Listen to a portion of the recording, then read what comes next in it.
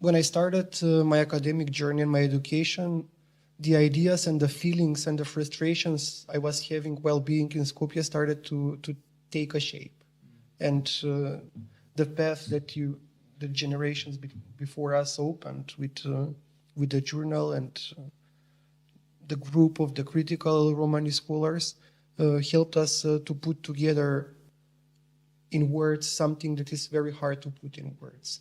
And actually what Maria said also resonates with me a lot about how these texts help to decolonizing the way knowledge is produced, but also what counts as knowledge. Before we would think of knowledge something that is being recognized and accepted in white academic institutions. But now, for example, I research weddings. And very often people ask me how in the Department of International Relations you fit your research on Roma weddings in the Balkan. And that's already a start, the topic that you choose, the theory through which you are researching certain topics, and the methodology, as Maria mentioned, about how you don't gather data because you are part of the community, you are part of your writing, you write together with your community, and you don't just take the information and translate it to academic audience, but you theoretically somehow build the knowledge and make theories that are unique in some way. And as you mentioned, like it's interesting how all those theoretical thinkings can be extracted from a wedding, which seems like something cheerful and celebratory, but it's not just that. And that applies for many things that are researched, for many topics about the Romani life, how people approach our customs, our traditions, our maybe sometimes how they see our performativities or our behavior like problematic, or on the other side like exotic. Therefore, it's different when you speak from inside, when you speak from experience. And I like much more experiential writing, like in the style of Frans Fanon, for example, how certain structures and power relations feel on the skin, and unless you experience those things, you can, as a white researcher, go and speak and get to know the people, learn even the language, but it's not enough somehow for me. That's why it's very important to have Roma scholars that you share, maybe different in terms of being regionally from different regions of Europe, but then very similar experiences. How you think, how you feel, as you said, when you read Derrida, it resonates with you a lot. When I read like text from previous generations of Roma scholars, very much resonates with me. I mean, not all, but most of you, it does, and it's very, very powerful when you read something and resonates with you. Maybe to make it more vocal to our audience, what critical Romani studies is about, we can already talk about your current research, because we mentioned it now sometimes, and would be interesting to see how you put this approach into practice. Well, yeah, sure. I mean, currently I'm in the process of the field work, which is not traditional field work of going and doing interviews with people, but I'm going in the households of my relatives. I spend time with them. We discuss about weddings. We go on weddings. I am invited on weddings on which I observe, and that's when the liminality comes. You know, we are always in between epistemologies, between worlds. Being educated and doing things that are not stereotypically assigned to Roma only gives you a layer of whiteness a little bit. And then within the academia, which is still white space and historically influenced by colonial way of constructing knowledges, you are still the Roma researcher, the Roma scholar. So you are always in between. And this discomfort is present both when I'm in academic spaces, when I speak about the weddings and about the customs, the traditions, the impossibility to say some things in English, and then I simply use Roma words without translation. Sometimes I explain, sometimes not, because I'm tired of over-explaining. But then I feel the guilt when I'm on the weddings and when I speak with relatives not to cause some form of epidemic violence, because I'm still in between. I'm still educated in academic spaces. When we go on the weddings, you just start dancing, you know. That's the communitas. That's certain aspects about coming together, performing together. Of course, there are differences among each of the Roma. There comes the importance of intersectionality and the intersectional experience of being Roma. Being Roma is not just one thing. Inside of academic spaces, they see you as Roma researcher, as someone who is speaking, like, you know, the interesting, Fanonian, the storytelling, interesting, something interesting. I say Roma weddings, oh my God, it's so interesting. They don't see like it's something serious, but it's something interesting. I mean, for me, it's interesting also to speak about our weddings, because I love music, I love dancing, and I don't have problem to say it, and that's how I start my writings as well. Like, yes, indeed, we are musical, we are maybe dancing people, but it's not because of exotic reasons. It's because of our way of living under colonialities.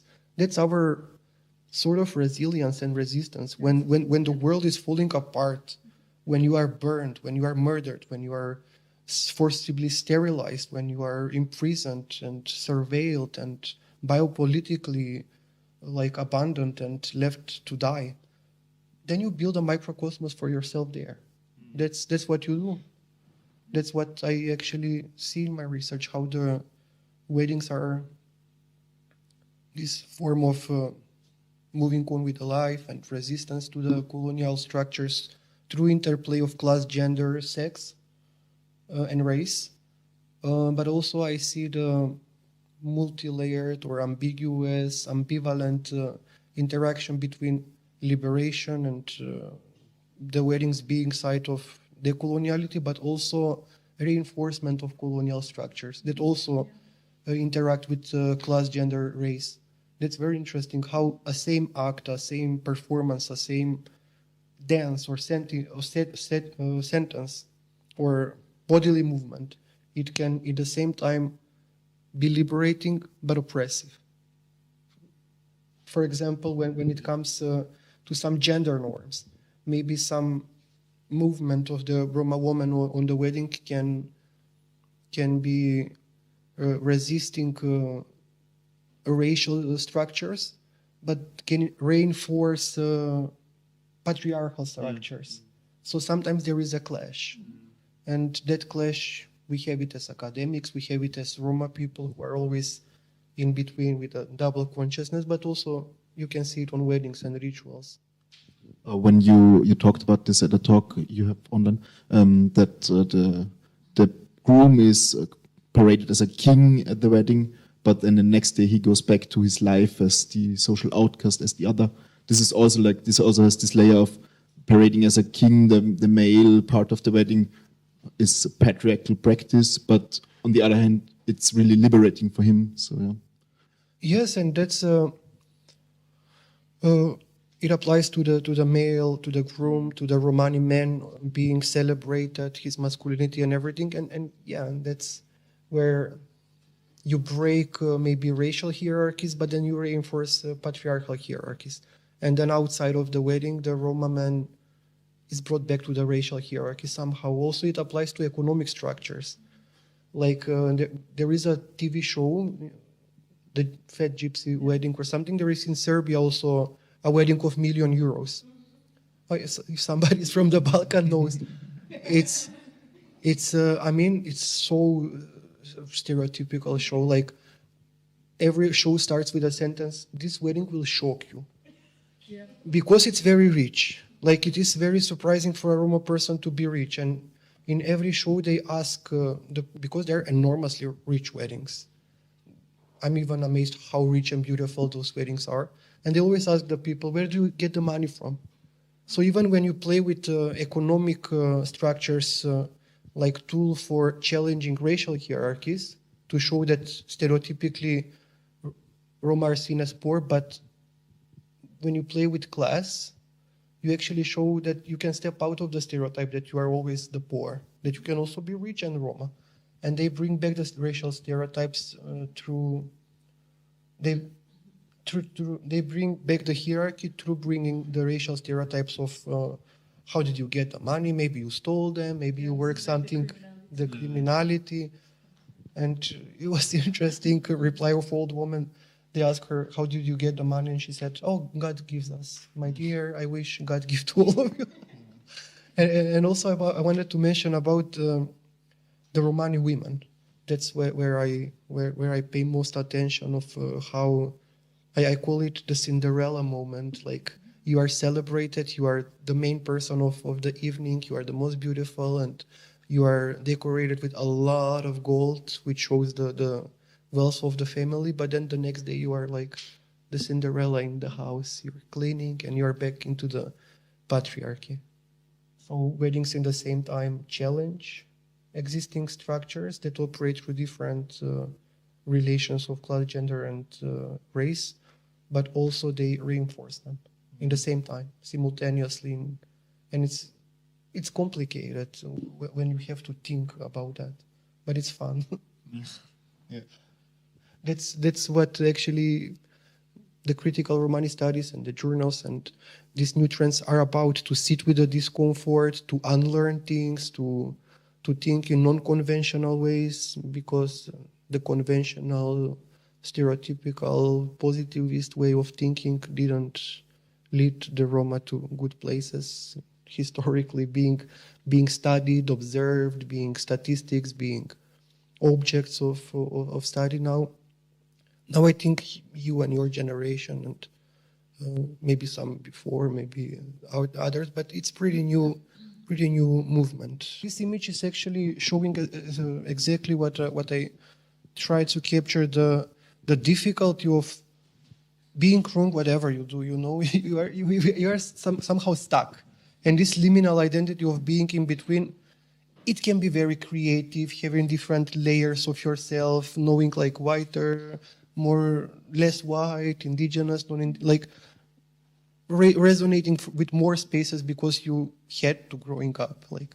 Like Gloria Zaldua said, I speak so many languages at the end I became my own language. So you can somehow learn to become a liminal subject yourself, but it's also very oppressing. I find myself, for example, being between two extremes. As like those images, I see them like extremes on the scale. One is like internalizing all the stereotypes they put on us, and other is mimicking the identity that is prescribed only for the whites. So I think all of us, we are somehow like in the scale in between, and we can play. It depends how you see it. You can see it like creativity and playing with it, or it's perspective. If you want to be aware or having the multiple gazes that oppress, it can be difficult life. Sometimes, you know, they stereotype everything, although if it's something we actually do. Like, I don't know, my grandma or like older women in my family indeed wear the skirts, but it's not always like, it's not, the skirts are not what they see. For us, it means something else. How you see a woman being serious. Mm-hmm. For example, in my community, when I see women like with a scarf, with a skirt, you know, I know what it means to be Romani woman, like in a Roma family. It's very strong woman, you know. We don't see it like not serious woman who is like, you know, in all of this colorful, bohemic. No, it's very serious woman that you should respect a lot. It's not only the woman who wears like costumes and pants and stuff that is like the serious woman in the community. But then outside of the community, in white spaces, that is not being seen as serious enough, or is not given agency enough to that woman. White people would be surprised how much the Roma women have agency in terms of economics, in terms of like arranging everything in the household. That we went deep and zoomed in a lot, but it's not accidental, you know, speaking about all of the liminal struggles and about the struggles of being scholar and Roma scholar actually speaks and adds value to the importance of having the Journal of Critical Romani Studies and having the discipline, like separate discipline for itself, since as we discussed, it's very unique experience that you have as a Roma, even if you are a little bit more privileged being scholar, although sometimes thinking too much is not very healthy. Still, it's a unique experience. We can relate a lot with decolonial, post-colonial, and we apply them in our writing. But still, we need a Romani context, and that's why I think we have unique struggles that need to be verbalized and the stories to be told. A lot, actually, the very moment of visible joy and cheerfulness and dances and songs is actually a way of response to trauma. You know, Ionida Kostakie is doing her research about ways of on surface cheerful music is used for trauma healing, and we have moments of dancing and singing and laughing and crying and drinking and hugging in the same time. You know, this ambivalence of being super happy and very sad. Sometimes you don't know how, you know, and why, and the body keeps the trauma. And even psychologists say the best way to take out trauma is through shaking the hips. Oh, yeah. So our dance is very good for that. And about it's very, yeah. And it's a, you know, not being aware, the Roma have created a very, I would say, efficient way of keeping up with the world and moving on and continuing to live after the history of violence and the present of violence as well. This like ignorance for a moment, which is like, which doesn't eliminate the structures. They are still there. We are just not aware of them for a night or for longer. Sometimes, you know, Roma deliberately and they choose not to be aware.